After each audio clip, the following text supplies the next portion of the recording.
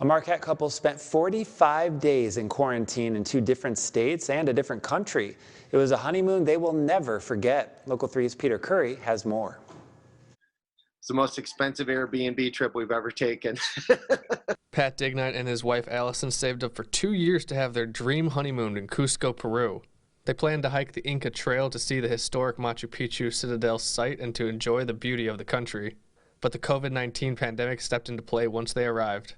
We left on the 10th, got there on the 11th, and that's when they had made the order to not fly anywhere, so we were already there. And then Peru locked their country down, and then nobody could get out. So we were stuck with about 9,000 other Americans in Peru for a month. They were forced into quarantine for 30 days at their Airbnb and allowed to go out to get groceries, but were limited to who was allowed to go shopping each day. Men were only allowed to go out on Monday, Wednesday, and Friday. Women were allowed to go out on Tuesday, Thursday, and Saturday. You could only have one person from your household.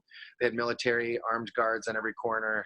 So if you were 6 feet from somebody, they would yell at you and tell you to go more than 6 feet. You had to have a mask and gloves on at all times. If you didn't, you'd get arrested. Not having much contact with their families back in the States, the Dignites had to wait it out until they found a way home. With not many options, one being a 29-hour bus ride to a major airport, they waited 2.5 weeks for a repatriation flight back to the States. No vehicles were allowed on the streets. They had to walk 4 miles with their luggage to the airport. We got to Cusco Airport, and then we took a flight from Cusco to Miami. We had to wait a day and a half once we got to Miami for a flight that would go and then go Miami to Marquette. Once they landed in Marquette, the Dignites decided to self-quarantine themselves for another 2 weeks, having their friends and family drop off groceries as the days went by.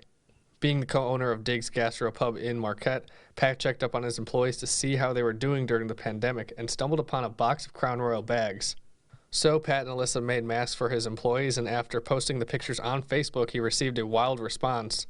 People wanting to donate their empty Crown Royal bags, people wanting to purchase the masks, and being influenced by Masks for Marquette, they wanted to give back to an industry and its workers that are also struggling right now. As a restaurant business, the food industry is really struggling right now, and especially the farmers that are local, that like in the summer when we buy local food from those farmers right now, most restaurants can't do that, and those people are struggling. So we said, why don't we make this a fundraiser for all the farmers throughout the UP, and then we'll raise all the money, buy the food from those guys who can't really sell it when they have those farmers markets.